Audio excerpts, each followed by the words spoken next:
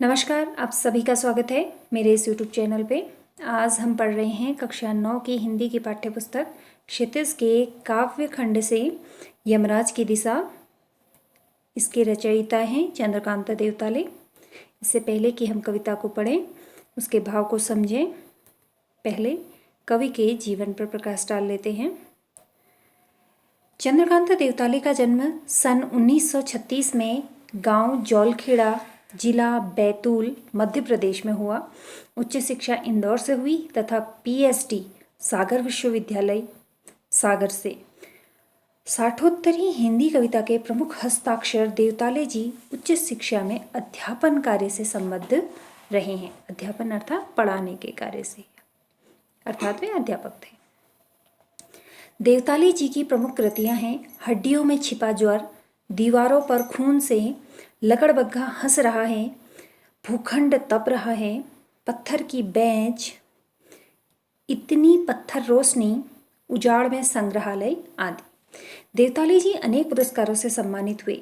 माखनलाल चतुर्वेदी पुरस्कार, मध्य प्रदेश शासन का शिखर सम्मान। उनकी कविताओं के अनुवाद प्रायः सभी भारतीय भाषाओं में और कई विदेशी भाषाओं में हुए हैं। देवताले की कविता की जड़ें गांव कस्बों और निम्न मध्यम वर्ग के जीवन में हैं। उसमें मानव जीवन अपनी विविधता और विडंबनाओं के साथ उपस्थित हुआ है। कवि में जहाँ व्यवस्था की कुरूपता के खिलाफ गुस्सा है, वहीं मानवीय प्रेम भाव भी है। वह अपनी बात सीधे और मारक ढंग से कहता है। कविता की भाषा में अत्यंत पारदर्शिता और एक विरल संगीतात्मकता दिखाई देती है।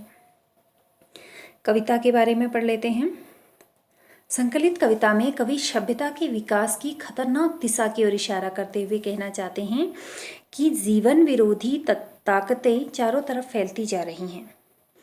जीवन के दुख दर्द के बीच जीती माँ अपशगुन के रूप में जिस भय की चर्चा करती थी, अब वह सिर्फ दक्षिण दिशा में ही नहीं है, सर्वव्यापक है। सर्वव्यापक अर्थात सभी जगह, अर्थात सभी दिशाओं में व्याप्त है। सभी तरफ फैलते विध्वंस, हिंसा और मृत्यु के चिन्हों की ओर इंगित करके कवि इस चुनौती के सामने खड़े होने का मौन आह्वान करता है।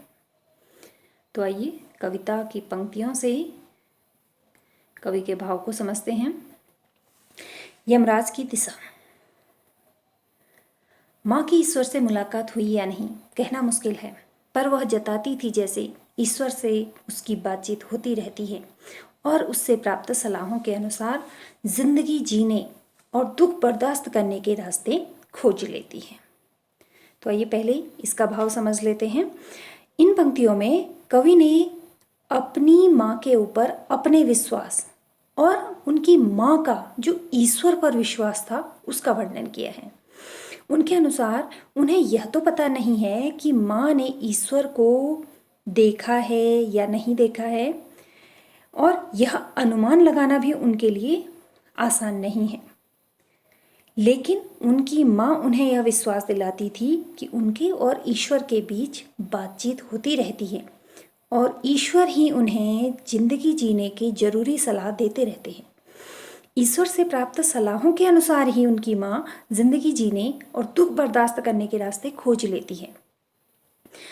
माँ कवि को भी जिंदगी जीने के सही रास्ते बताती हैं और इस प्रकार वह जीवन में आने वाली समस्याओं के समाधान की या उनका सामना करने की प्रेरणा कवि को देती है।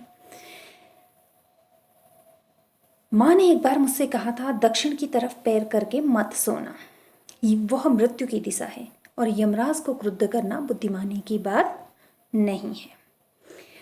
तो कवि जब बच्चे थे तब उनकी माँ उन्हें कई प्रकार की शिक्षाएं देती थी और उन शिक्षाओं में से एक शिक्षा यह भी थी कि उनकी माँ कहा करती थी कि दक्षिण दिशा की ओर पैर करके नहीं सोना चाहिए, क्योंकि दक्षिण दिशा में यमराज यानी कि मृत्यु के देवता का निवास होता है और अगर हम उस दिशा की ओर पैर करके सोते हैं तो यमराज को गुस्सा आ जाएगा। इसलिए इस दिशा में पैर करके सोना सही बात नहीं है या बुद्धिमानी की बात नहीं है, क्योंकि मृत्यु के देवता को गुस्सा दिलाना बुद्धिमानी की बात नहीं है, ऐसा उनकी माँ का कहना था। तब मैं छोटा था और मैंने यमराज के घर का पता पूछा था, क्योंकि जो कवि हैं वह बालक थे, बच्चे थे, और बच्चों के मन में प्रायः जिज्ञासाएं होती हैं। तो उन्होंने भी, यानी कि कवि के कोमल मन में उठने वाले जो सवाल हैं, उन सवालों के अंदर उन्होंने अपनी माँ से यमराज के घर का पता पूछा था। उसने बताया था, तुम जहाँ भी हो वहाँ से हमेशा दक्षिण में। अर्थात उन्होंने जब यमराज के घर का पता पूछा था तो कवि की माँ ने यह बताया था कि तुम जहाँ कहीं भी हो उस जगह से दक्षिण दिशा की ओर हमेशा यमराज का वास होगा। इन पंक्तियों में कवि ने दक्षिण दिशा द्वारा दक्षिणपंथी विचारधारा को यमराज बताया है, क्योंकि जो भी इसके चंगुल में आता है वह अपनी सभ्यता संस्कृति का नाश कर बैठता है और इस तरह से सत्यानाश हो जाता है, सब नाश हो जाता है। तो इस प्रकार से माँ ने कवि को समझाया था।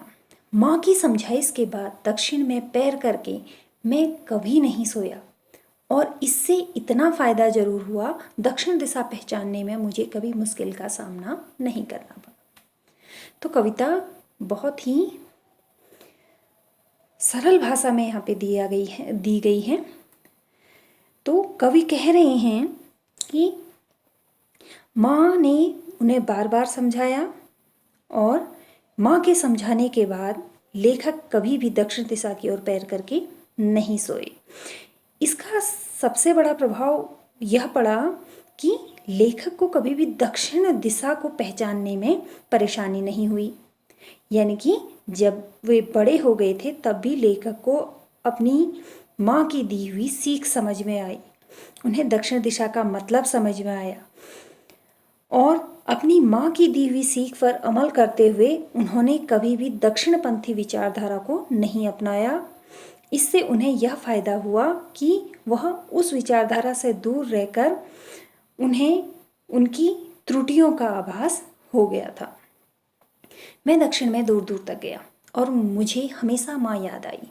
दक्षिण को लांग लेना संभव नहीं था, होता छोर तक पहुँच पाना तो यमराज का घर देख लेता। तो लेखक कहते हैं कि मैं दक्षिण में दूर दूर तक गया, यानी कि जब भी वे दक्षिण दिशा की यात्रा करते तो उन्हें अपनी माँ की दी हुई सीख याद आ जाती। दक्षिण दिशा में यमराज का घर होता है, इसी कारणवश वह यमराज का घर खोजने में लग जाते। यानी कि जब वे दक्षिण दिशा में जाते तो वह ढूंढने लग जाते कि यमराज का घर कहाँ है। लेकिन कवि को कभी यमराज का घर नहीं मिला। उनके अनुसार दक्षिण दिशा का जो छोर है, यानी कि अंतिम कोना है, वो बहुत दूर है, जिस तक कवि कभी भी नहीं पहुंच पाया, और इसी कारण से वह यमराज के घर को नहीं देख पाए। अगर वे छोर तक पहुंच पाते या दक्षिण दिशा का कोई छोर होता, यानी कि अंतिम कोना होता, तो वह यमराज के घर को देख पाने में सक्षम होते। पर आज जिधर भी पैर करके सो वही दक्षिण दिशा हो जाती है। सभी दिशाओं में यमराज के आलीशान महल हैं और वे सभी में एक साथ अपनी दहकती आंखों सहित विद्यमान हैं। तो इन पंक्तियों में कवि कह रहे हैं कि उनकी माँ ने जब उन्हें यह सीख दी थी तब यमराज का वास जो था वो केवल दक्षिण दिशा था। लेकिन कवि कह रहे हैं कि अब ऐसा नहीं है, क्योंकि चारों दिशाओं में अब यमराज का वास हो गया है। आप जिधर कहीं भी पैर करके सो हो वही दिशा दक्षिण हो जाती है, अर्थात चारों दिशाओं में ही अब यमराज का वास हो गया है। इस तरह पहले और आज की स्थिति में काफ़ी अंतर आ चुका है। आज यमराज का विस्तार हर दिशा में हो चुका है और जिस ओर भी कवि अपना पैर करके सोते हैं वहाँ उनको यमराज आलीशान महल में बैठे हुए नजर आते हैं, और वो भी अपनी दहकती हुई लाल आँखों के साथ में। और वो दहकती हुई लाल आँखें कवि को सोने नहीं देती हैं। माँ अब नहीं है और यमराज की दिशा भी वह नहीं रही जो माँ जानती थी। तो कवि कह रहे हैं कि उनकी माँ अब नहीं है, अब उनके साथ नहीं है, अर्थात उनकी मृत्यु हो चुकी है। और यमराज की दिशा भी वह नहीं रही है, अर्थात अब जैसा कि कवि कह रहे हैं कि सारी दिशाएं यमराज की दिशाएं हो गई हैं, यानी कि हर तरफ भ्रष्टाचार या बुराइयों का बोलबाला हो गया है। तो अब केवल एक ही दिशा यमराज की दिशा नहीं रह गई है, अब सभी दिशाओं में यमराज की दिशा यानी कि दक्षिणपंथी विचारधारा के लोग रहते हैं। तो अब वह दिशा नहीं रह गई है जिसे माँ जानती थी यमराज की दिशा के रूप में। आशा है आप लोगों को भाव समझ में आया होगा। मेरे आगे के वीडियो के लिए भी मेरे साथ जुड़े रहें। धन्यवाद।